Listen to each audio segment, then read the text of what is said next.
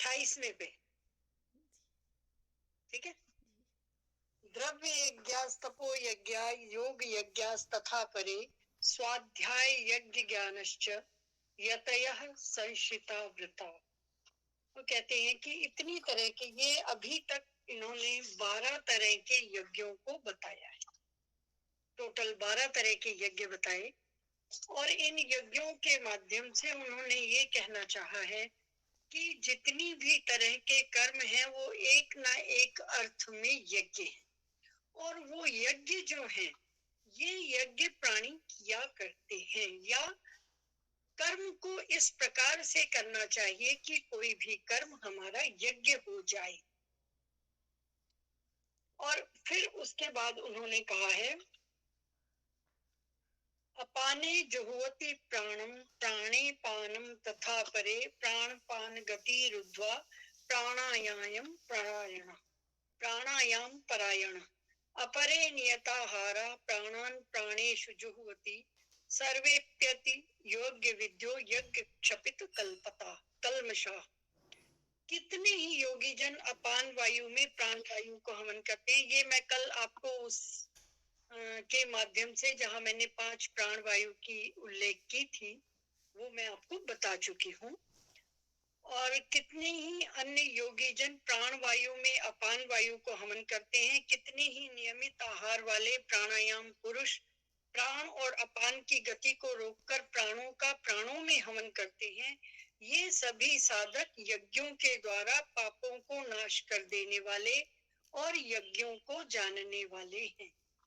जो कल हमने 5 प्राण वायु देखी थी, इन 5 प्राण वायु एक दूसरे के अंदर रोक कर दूसरी क्रिया करने को उसका हवन कहा गया। और ये क्रियाएं, ये हमारी योग शास्त्र की क्रियाएं हैं, जिसमें हम प्राण वायु को रोक कर अपने श्वासों को ऊपर चढ़ाते हैं और ब्रह्म रंध्र तक खोल देते हैं, जिसको कुंडलनी जागरण भी कुछ लोग कहते हैं। वस्तुतः तत्व को जानने में इस प्राण वायु का भी पूरा योगदान है, और इसका बहुत महत्व है इसके अंदर। और इस बात को यहाँ ज्ञान यज्ञ के द्वारा बताया गया। अगले श्लोक में आप देखें तो प्रभु इस बात को और भी स्पष्ट करते हैं। वो कहते हैं, यज्ञ शिष्टा मृत भुजो यान्ति ब्रह्म सनातनम नायम लोको अस्ति यज्ञ से कुतो अन्य से कुरु सत्तम। कि हे कुरुश्रेष्ठ, यज्ञ से बचे हुए अमृत का अनुभव करने वाले योगी जन सनातन परम ब्रह्म परमात्मा को प्राप्त होते हैं। कि जो यज्ञ में बच जाता है, यानी जो हम कर्तव्य कर्म अपने करते हैं, एक प्रकार का वो यज्ञ है। और उस यज्ञ में आहुति देने के बाद जो बचता है, उसको खाने वाले, उसका भोग करने वाले, हर चीज खाने का भोग नहीं होता, हर चीज का भोग होता है। तो वो कहते हैं कि जो उस अमृत समान यज्ञ से बचे हुए अमृत समान प्रसाद का भोग करता है, वो वस्तुतः परमात्मा को प्राप्त कर लेता है। और फिर वो कहते हैं कि यज्ञ ना करने वाले पुरुष के लिए तो ये मनुष्य लोक भी सुखदायी नहीं है, फिर परलोक कैसे सुखदायी हो सकता है। किसी ने ये कहा कि शास्त्र विहित कर्म करने चाहिए, कि शास्त्रों में तो इतना सब कुछ लिखा है, तो ये सब क्या करना चाहिए, सभी व्यक्तियों को करना चाहिए। उन्होंने कहा कि जो इस तरह से अपने कर्तव्यों को, जो अपने कर्मों को भली भांति नहीं करता है, उसके लिए तो तुम परलोक की बात करते हो, ये मनुष्य लोक भी ठीक नहीं है, क्योंकि वो स्वयं के लिए जीता है। 1 मिनट, मेरी जोत नीचे थे।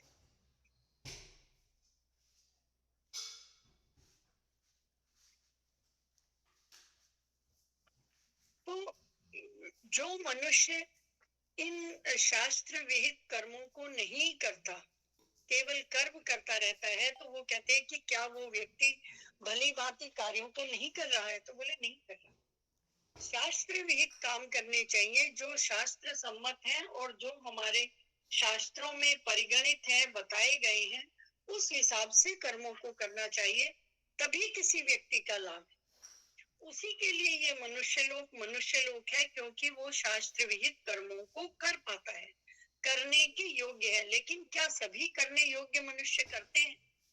नहीं। तो उन्होंने कहा उनके लिए ये मनुष्य लोक तो क्या, जब मनुष्य लोक ही में ही उनको इन कर्मों से सुख नहीं है, तो बाहर जाके दूसरे लोक में कहां से सुख आ जाए? वो भी तो इन्हीं कर्मों का परिणाम होगा। कहते हैं एवं बहुविधा यज्ञा वितता ब्रह्मणों मुखे कर्मजान विद्धितान सर्वेवं ज्ञात्वा विमुक्ष्यसे। भगवान कह रहे हैं कि इस प्रकार और भी बहुत तरह के यज्ञ हैं। 12 तरह के यज्ञ प्रभु ने बताए। ज्ञान यज्ञ, द्रव्य यज्ञ, तप यज्ञ, स्वाध्याय, अहिंसा यज्ञ, कितने 12 तरह के यज्ञ ये टोटल उन्होंने बताए। आत्म संयम यज्ञ, इंद्रिय संयम यज्ञ, ब्रह्म यज्ञ से शुरू करके और अंत तक 12 तरह के यज्ञ बताए। और फिर बाद में उन्होंने कहा चा परे और भी बहुत सारे। क्यों कहा? क्योंकि हमारे वेदों में 100 तरह के यज्ञ बताए गए और उन 100 यज्ञों में से 12 की गिनती यहाँ पर की। जो मुख्य यज्ञ हैं उनकी गिनती यहाँ हुई है। और यहाँ गिनाने के बाद भी वो ये कहते हैं एवं बहुविधा यज्ञ, इस तरह के और भी बहुत सारे यज्ञ हैं।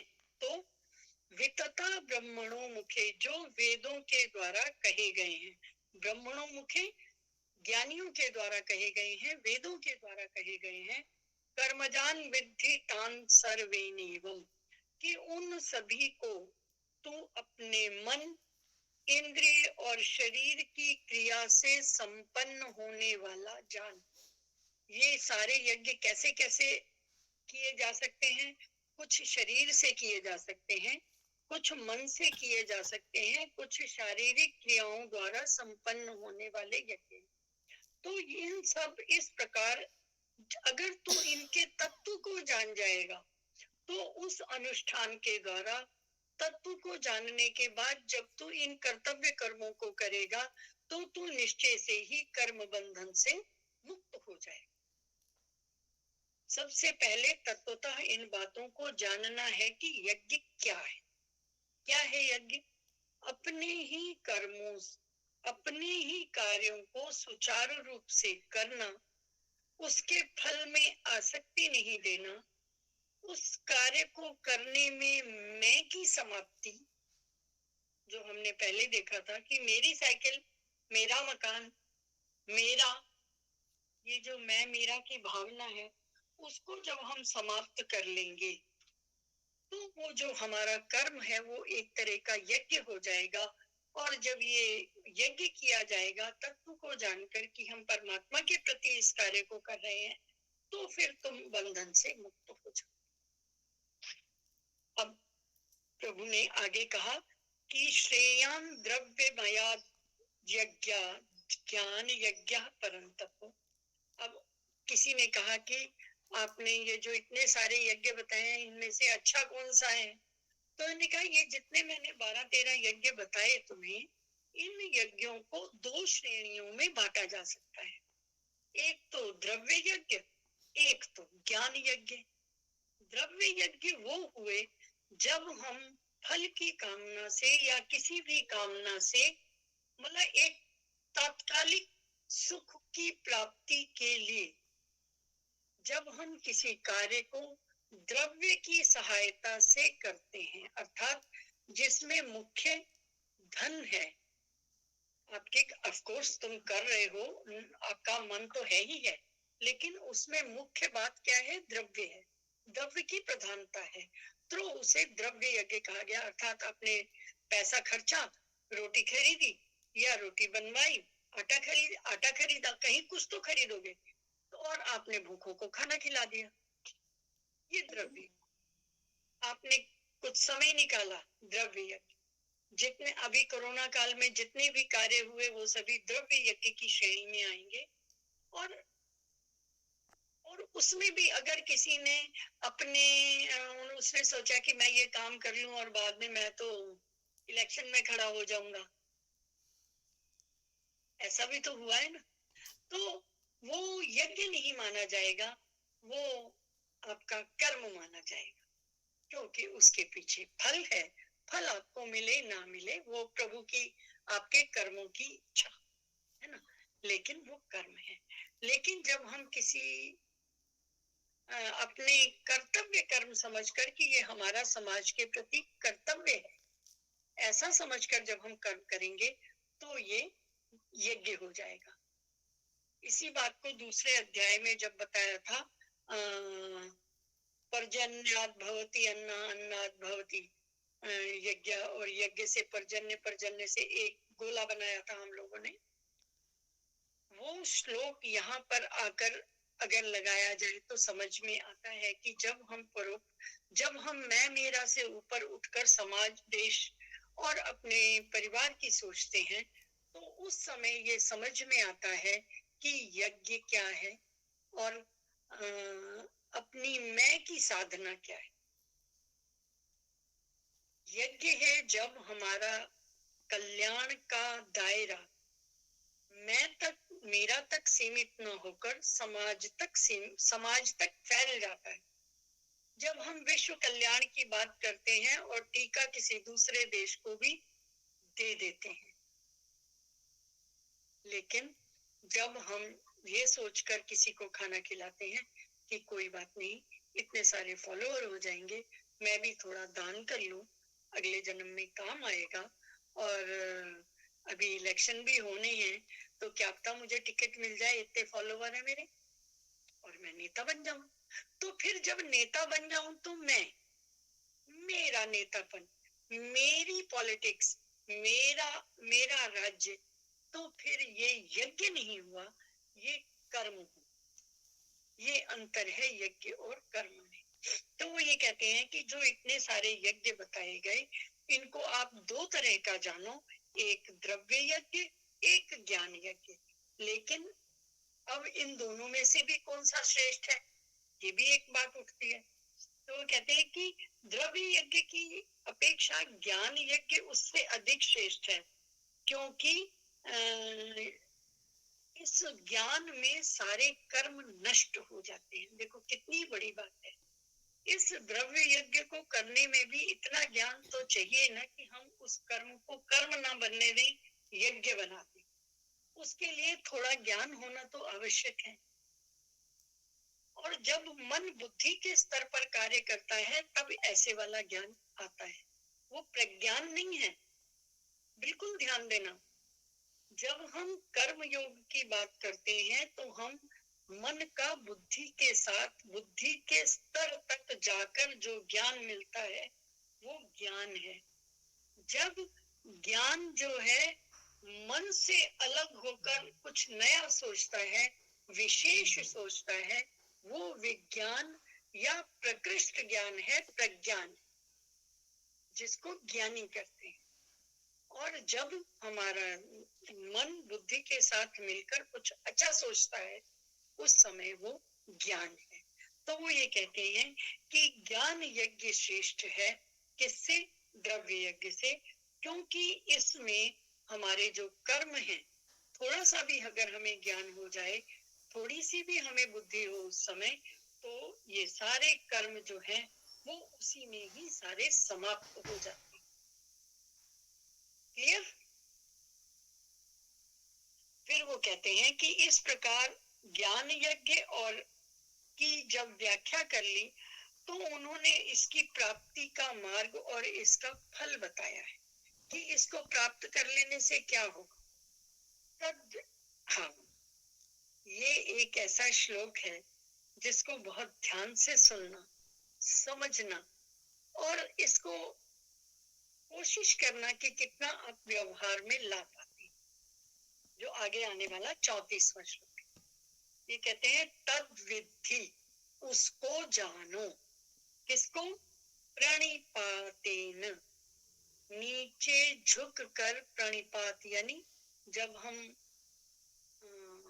साष्टांग प्रणाम करते हैं, साष्टांग का अर्थ है अपने 8 अंगों से भूमि को छूते हुए डंडे के समान सीधे होकर दंडवत करके प्रणाम करना।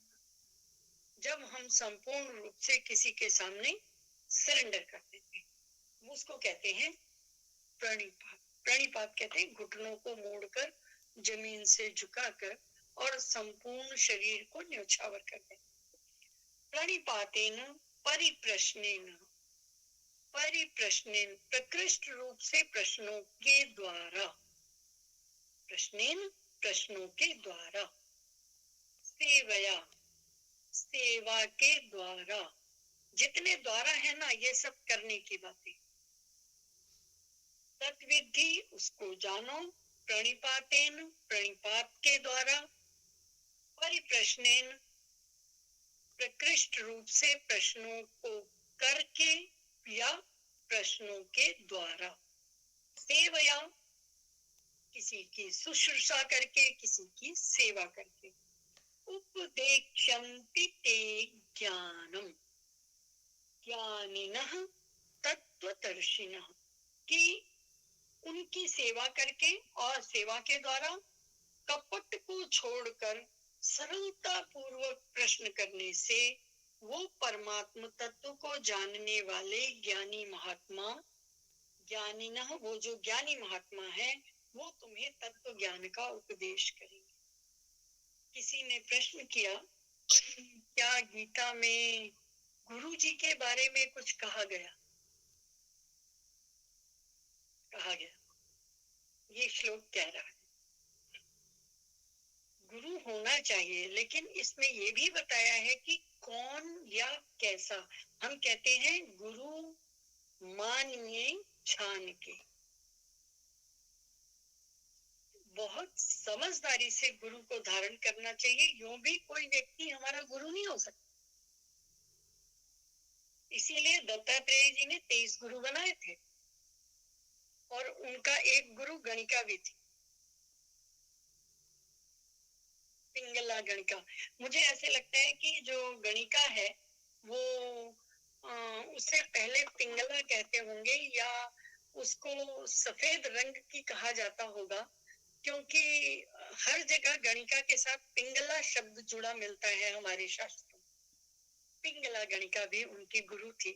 वो कहते हैं कि सुबह से मतलब शाम से सुबह तक ये ग्राहक के इंतजार में मुख पर प्रसन्नता ओढ़े हुए खुद तैयार होकर खड़ी रहती है। वो इसलिए कि उसको एक आशा है कि ग्राहक आएगा, कोई आएगा, उस आने के इंतजार में वो खड़ी रहती है। तो दत्तात्रेय जी ने कहा कि ये जो इंतजार है, ये जो आशा है, इस इंतजार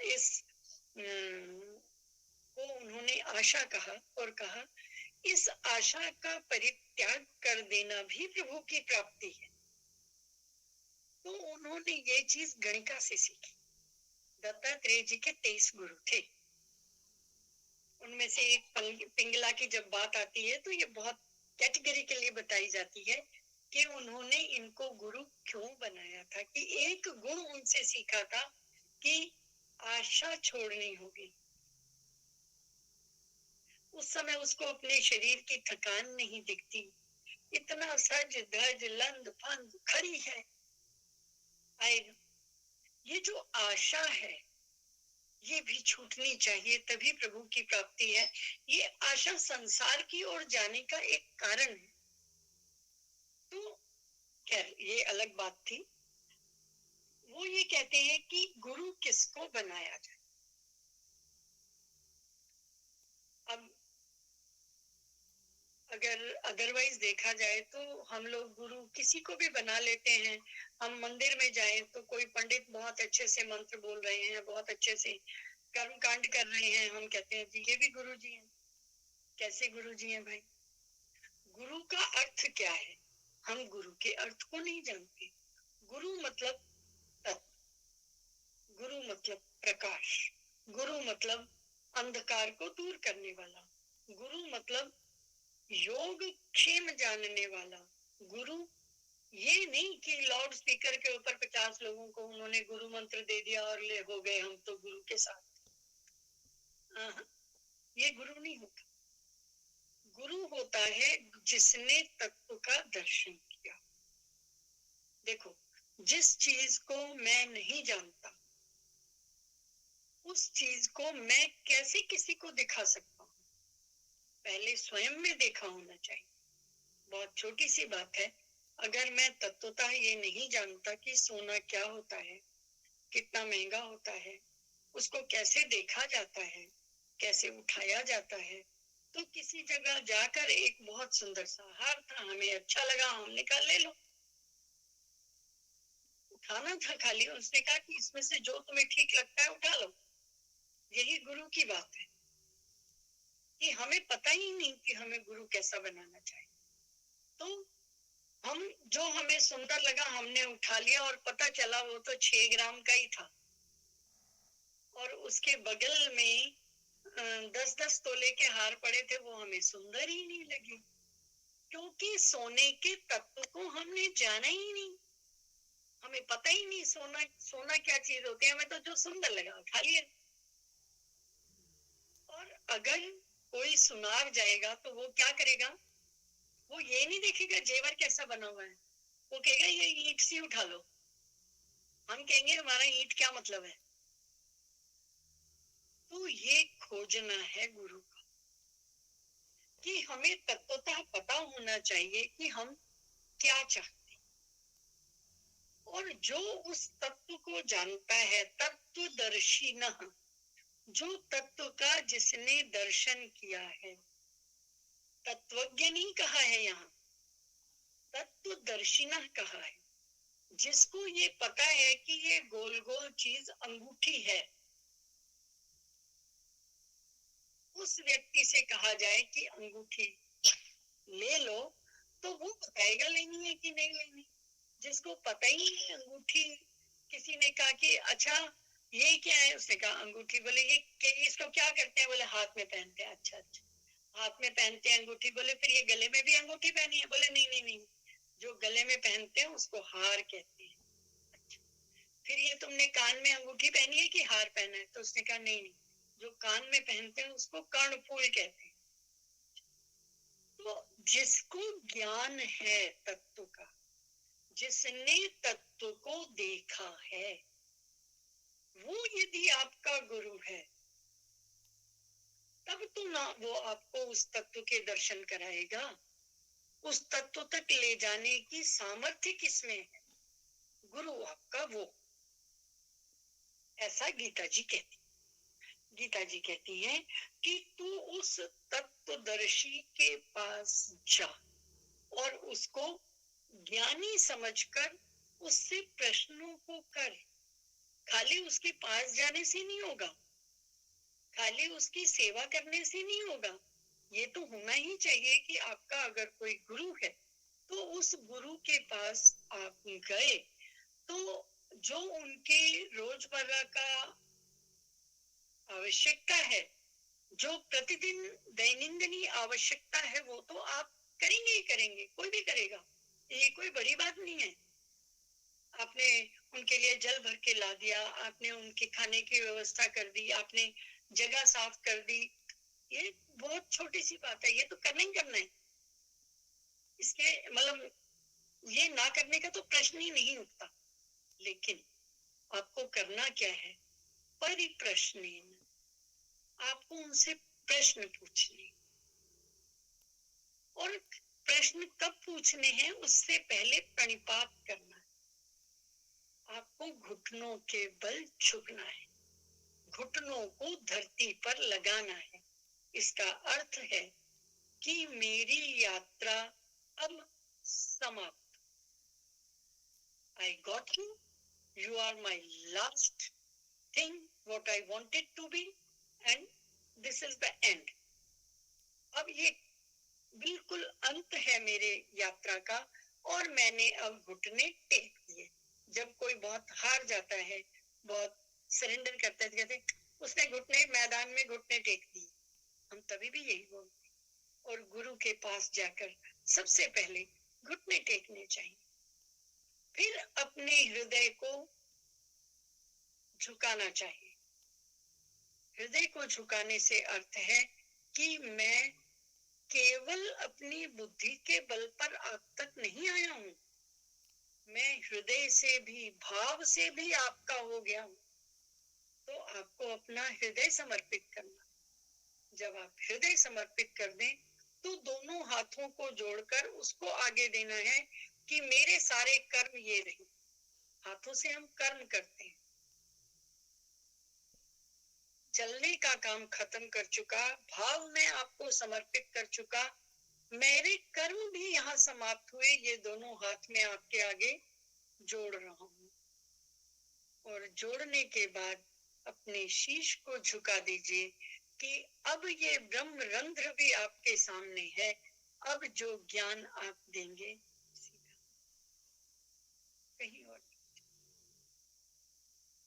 इस प्रकार गुरु का आदर। अब मेरे को रामायण जी याद आ रही है कि रामायण में आता है कि आप देखो कि अगर हम अपनी छोटी सी बुद्धि से देखें तो हमें लगता है लक्ष्मण जी ने बहुत तपस्या की, 14 साल तक सोए नहीं, जागते रहे। केवल जागते नहीं रहे, उनका हर कर्तव्य कर्म किया जो उनका बनता, जैसे फल फूल लाना, नहाने की व्यवस्था करना, वस्त्रों की व्यवस्था करना, पूजा के लिए फल फूल लाना, खाने की व्यवस्था करना, रात को उनकी चौकीदारी करना। आई मीन हाँ, ये कर्म, चौकीदारी वाला कर्म करना कि सुरक्षित रखना, ये सारे काम उन्होंने 14 साल तक किए। लेकिन जब भी राम जी किसी भी अपने, क्या कहेंगे, दासत्व भाव में आए हुए किसी भी व्यक्ति से मिले तो उसको क्या कहा? तुम मुझे भरत के समान प्रिय हो।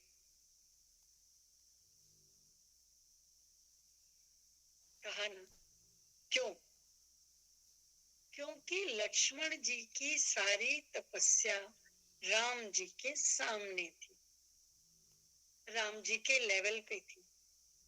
और भरत जी की तपस्या राम जी के बराबर थी और राम जी के 7 फुट गहरे खड्डे में थी,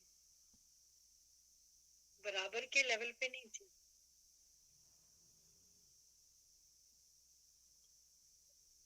और आनंद की बात देखो कि कभी लक्ष्मण जी ने इस बात को बुरा नहीं माना कि हर समय ये कहते हैं भरत सम भाई, कि तुम मेरे को भरत जैसे भाई के समान प्रिय हो। उन्होंने हनुमान जी से भी कहा, उन्होंने विभीषण जी से भी कहा और लक्ष्मण जी के सामने कहा।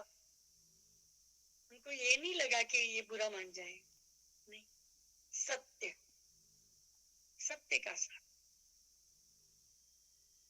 एक छोटी सी कहानी आती है, एक महात्मा जी थे, उनके पास 2 शिष्य थे, बहुत बढ़िया थे और मतलब कर्तव्य कर्मों को करने वाले, प्रणिपात करने वाले, आज्ञा को मानने वाले।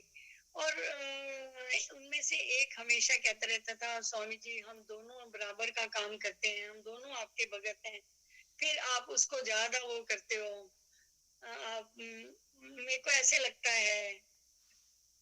ठीक है, उसके गुरुजी हैं, उसने प्रश्न कर दिया, यही प्रश्न सही। एक दिन स्वामी जी को पता नहीं क्या लगा, उन्होंने कहा अच्छा इधर आओ, दोनों बुलाया और एक गिलास दिया हाथ में, कांच का गिलास, तो बोले इसको उठा लो। उठा लिया, छोड़ दो, छोड़ दिया, गिलास टूट गया। स्वामी जी गुस्सा हो गए, देखते नहीं हो, करने से पहले सोचते नहीं हो, ये कोई बात है, गिलास तोड़ दिया। तो पहले एक कहते हैं, स्वामी जी आपकी आज्ञा थी तो हमने तो बिना सोचे आज्ञा मान ली, इसमें आप गुस्सा क्यों हो रहे हो? तो दूसरा कहता है महाराज मेरे से गलती हो गई। स्वामी जी कहते हैं कि क्या गलती हो गई तेरे से? मेरा कहना मानो तो नहीं, इसमें गलती की क्या बात है? बोले स्वामी जी आपको मैंने आपसे मतलब जो आपसे ये प्रश्न किया गया यही गलत है। नहीं, मतलब ये गलती हो गई कि आपको गुस्सा क्यों आ गया, गुस्सा आया यही मेरी गलती है, इसमें कुछ जानने का प्रश्न ही नहीं कि क्यों, क्यों का क्या मतलब, आपको गुस्सा आया, कुछ तो गलती रही होगी, ये तो अंडरस्टूड बात है। तो मैं और बोले नहीं मुझसे गलती हो गई कि मैंने माफी भी क्यों मांगी, मुझे माफी नहीं, बस ये भी गलती हो गई मेरे से। तो उसने फिर स्वामी जी ने फिर उसको बताया कि देखो ये अंतर है, जो हुआ मैंने कहा था, तुम दोनों ने किया, लेकिन मेरे क्रोध को, जो आर्टिफिशियल था, सिर्फ उनको बताया, उसको बताने के लिए था कि जो मैंने ये क्रोध किया, उसके ऊपर भी उसने माफी मांग ली कि प्रभु आपको क्रोध दिलाया। फिर जब मैंने कहा इसमें माफी मांगने की क्या बात है, तो उसने उसके ऊपर भी मौन भाव से माफी मांगी कि प्रभु गलती तो हो गई कि मेरे को माफी नहीं मांगनी चाहिए थी, कि जिसमें आपका अहित है, जिसमें आपको गुस्सा आ गया, ऐसा कोई काम यदि उसकी जड़ मैं हूं तो मैं माफी की ही काबिल, मेरे को माफी मांगनी ही चाहिए। ये अंतर है तुम दोनों, काम तो तुम दोनों ने, दोनों ही बराबर का करते हो, लेकिन अंतर कहाँ है, यहाँ। तो वो ये कहते हैं कि तद विद्धि प्रणिपाते, उसको प्रणिपात के साथ जानो, अर्थात दंडवत कर दो, आप डंडे के समान हो जाओ, डंडा मतलब सीधे हो जाओ, साष्टांग कर लो। डंडे का अर्थ है अब तुम कुछ नहीं करोगे, जो कुछ करेगा गुरु करेगा। आप स्वयं को क्रियाशील होते हुए भी निष्क्रिय कर, जहां आप मात्र उस पात्र जैसे हो जाओ जिसमें कुछ आएगा, पलट के नहीं निकलेगा। तो क्या निकलेगा कि परिप्रश्नेन, कि जो तत्व ज्ञान का उपदेश है उसको सेवा करो, सेवया सेवा करो, और परिप्रश्नेन कपट छोड़कर, ये नहीं कि आप भगवान स्वामी जी को ही उनका क्या कहते हैं इम्तिहान लेने लगे, परीक्षा लेने लग जाओ कि वो ठीक कह रहे हैं कि गलत कह रही हैं, मैंने वहां वो पढ़ा था, यहाँ तो ये कह नहीं। जो वास्तव में आपका प्रश्न है, जो होना चाहिए, जिसका उत्तर आपको चाहिए, जिसका उत्तर आपके जानने योग्य है, जरूर करें। परिप्रश्नेन बहुत क्लियरली कहा है कि सेवा के द्वारा, परिप्राप के द्वारा, प्रश्नों के द्वारा, लेकिन जब आप परिप्रश्न करें तो आप कपट को छोड़ दें। फिर वो क्या करेंगे, तत्वज्ञानिनः तत्वदर्शिनः ते ज्ञानम उपेक्षन्ति, तब वो तुम्हें उस तत्व का उपदेश करेंगे, तब वो तुम्हें अपना ज्ञान देंगे। तब जिस तत्व के लिए तुम उनके पास गए हो, जिस तत्व के कारण वो ज्ञानी हैं, जिस तत्व के कारण वो आपके गुरु हैं, वो आपको उपदेश करेंगे। लेकिन यदि आप उसमें मैं मेरा और इस तरह की बातें रखोगे तो फिर ये संभव नहीं है कि आप उनसे ज्ञान प्राप्त कर सकें। प्राप्त करना गृहिणियों को बहुत अच्छा आता है, क्योंकि सुबह से लेकर शाम तक वो हर चीजें कुछ ना कुछ लेती रहती हैं। जैसे दूध वाला आया, दूध लिया, सब्जी ली, फल ली, उसको चुनती हैं, छांटती हैं और फिर रखती हैं। तो उनको ये पता है कि जिस पात्र में रखा जाए, जिस बर्तन में सामान रखा जाएगा, उस पात्र का साफ होना बहुत जरूरी है, खाली होना बहुत जरूरी है। तो खाली होने के लिए क्या करेंगे, खाली होने के लिए अपने अंदर के कचरे को बाहर करें, अपने अंदर ये जो घोड़ घूम लगी रहती है उसको बाहर करेंगे। जब तक पुराना डिलीट नहीं होगा, नया नहीं आएगा। पात्र साफ हो, खाली भी हो, झुका भी हो, तब आता है। एक बार एक सुराही थी, उसके ऊपर एक बर्तन दिया हुआ था, तो वो बर्तन कहता है, देख, जब से तू आया है ना, तब से मैं तेरे साथ हूँ। तूने सो कितने लोगों को पानी पिलाया, मुझे तो कभी दिया ही नहीं। तो वो कहता है कि नहीं, मैंने किसी को पानी नहीं पिलाया। पानी उसको मिला जो मेरे सामने ओक लेके झुका। तू तो मेरे सिर पे बैठी हुई, देखो पानी कैसे मिल सकता है। पानी वो पाएगा जो झुके, जो प्यासा हो। तो बर्तन खाली भी हो, ज्ञान की प्यास भी हो, गुरु का दर्शन भी हो, गुरु के सामने प्रणिपात भी हो, उनकी सेवा शुश्रूषा हो, फिर कपट को त्याग कर परिप्रश्नेन तम तत्व ज्ञानिना भव, तुम तत्व ज्ञानी हो जाओ। श्री कृष्ण गोविंद हरे मुरारी, हे नाथ